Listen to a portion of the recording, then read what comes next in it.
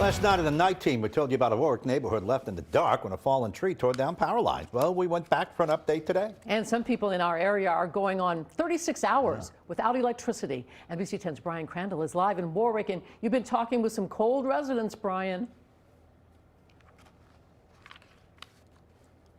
As cold neighbors wait, power crews work along Warwick's West Shore Road.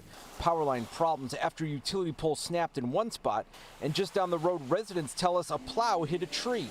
The electricity has been out since early yesterday morning nearby.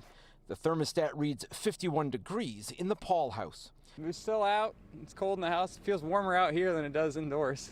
So are you actually glad to get outside and do some shoveling? I am glad to get outside. I was going crazy inside the house. Oh, we did all right last night. Lit up some candles, played some board games, played some cards. What was it like without the power for a day and a half? Not good.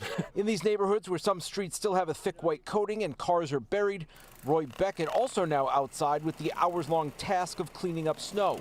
His power, though, came back on early this afternoon. He bundled up with blankets and human warmth, if you will. What are you going to do? You know what I mean?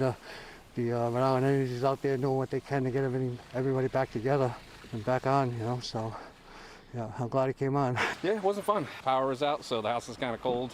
You know, putting the stove on just to warm up, but... Yeah, what was it like without the power during this? Boring.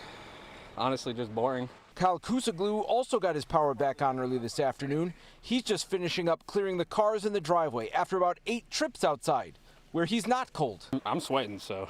Yeah, I see you got the shorts and the t-shirt on. Yeah. New England blizzard, ready to go. Yeah, as soon as I started getting rid of all this, especially with the sun, it's too hot.